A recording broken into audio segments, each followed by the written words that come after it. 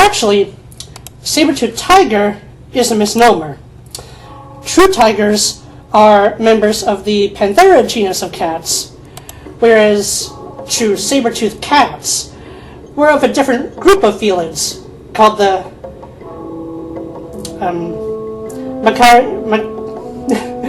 oh man, they made the name long. Macariodontidae. Okay. Also, a number of similar yet not closely related predatory mammals also evolved saber teeth throughout the Cenozoic, including nimravids, and eventually the marsupial saber-tooth Thylacosmilus. Those, of course, were not cats. The most well-known of the Macariodont cats was Smilodon, and it is this species that is most called the saber-toothed tiger. Actually, there were three species: Smilodon fatalis, Smilodon populator, however it's pronounced. I tend to be not too picky with pronunciations, not too strict. Anyway, Smilodon populator was similar to Smilodon fatalis, yet it was larger. And the third species was Smilodon gracilis. It appears from fossil evidence that gracilis was the ancestor of both populator and fatalis. Now, Smilodon fatalis overlapped in time with such legendary Ice Age predators as dire wolves, the American lion, the American cheetah, Miracinonyx, which was fossil entry number 3, and the short-faced bear, Arctodus. Of these, a Smilodon would clash with dire wolf packs and the American lions over carcasses, perhaps well capable of intimidating dire wolves away, not so differently from Shere Khan's intimidation of the wolf pack in the 2016 Jungle Book movie. However, a good-sized pack would have been able to overwhelm a lone Smilodon if they were motivated to stand and fight. And a short-faced bear, Arctodus, was large enough to chase the cats away from the kill, unless the cats were starving, then it'd be a different story. Probably for all of them. It is unknown how saber-toothed cats and prehistoric lions would have interacted exactly, but given that they would have been so similar in niche, size, and strength, occasional confrontations were almost inevitable. What a fight that would have been to see! In documentaries, saber-toothed cats are often depicted as living in prides like lions. This, in fact, remains only one possibility. It is also possible that they traveled in much smaller groups, perhaps only a few together, or they might have been loners like modern jaguars and tigers.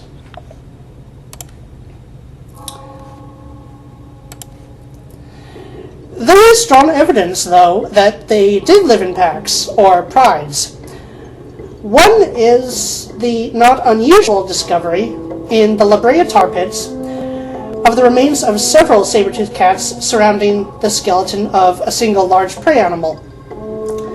Although this could possibly mean that many solitary cats came together over the same carcass, solitary predators tend to not be very tolerant of rivals, even if there is enough food to go around.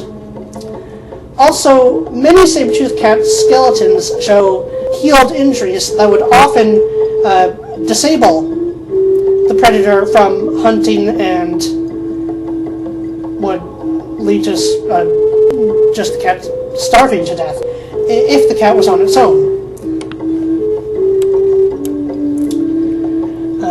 So that is particularly good evidence for some level of pack or pride living, even though I'm not sure the prides would have been as large as modern lions, but Who knows?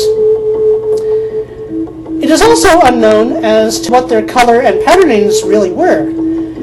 They have been illustrated to have had tiger-like stripes, light-bodied and dark maned like lions, spotted like leopards or jaguars, or some mixed variations.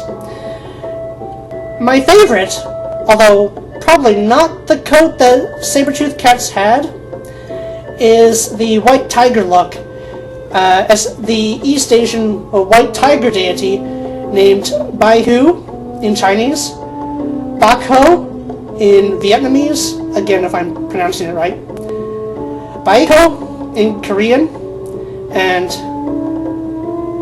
as I know it, Byakko in Japanese is sometimes depicted as having saber teeth. I am Byakko Seikun. I love the four gods. Another pattern, one that I think was far more probable, is the clouded leopard version that the Prehistoric Predators documentary showed us. That would have certainly been advantageous in scattered brush grassland environment of Pleistocene America. Smilodon was specialized to attack large prey animals.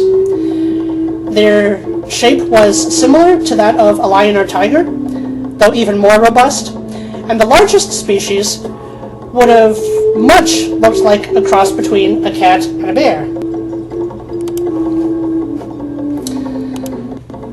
They were ambush predators who would surprise the prey, wrestle the animal to the ground, subdue them, and then finally, when the prey grows tired and motionless, well, not completely motionless, but stab with their infamous saber teeth for the kill.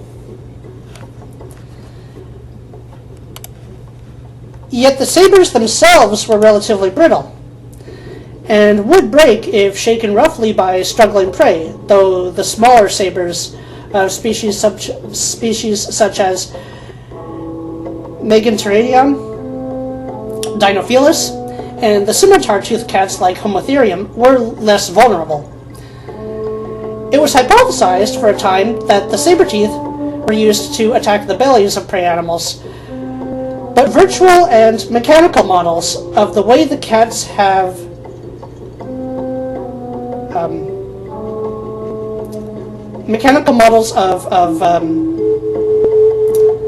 the way the cats were able to bite and position themselves have revealed that using the sabers in this way would have been impossible.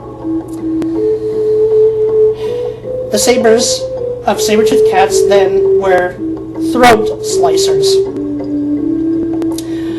One interesting thing that wouldn't have been guessed is when scientists calculated the bite force of a Smilodon based on the computer models of its skull and how the jaw muscles would have been attached, they found that it only had around half the strength of a bite from a lion of the same size. And this is most likely because the sabers, which would not have been able to withstand the force of a crushing bite, were in the way of the jaw, being capable of a bite any stronger. Smilodon was built for power, not speed. And with such small tails they could not perform the high-speed turns of cats built more for the chase, such as cheetahs, leopards, cougars, marathonics. Even lions and tigers, the largest cats alive today, have more chase ability than the saber-toothed cats did. The saber-toothed species were more designed for a very quick ambush, which would end with slamming into their prey. Large bison, ground sloth, horses, and toxodons, for example, animals that could not run away swiftly. Well, horses and bison are swift runners, but can still be taken by surprise by careful big cats.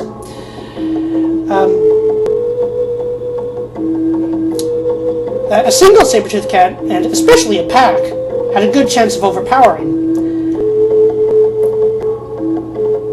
The cat would then slice the throat of its prey with those infamous sabers,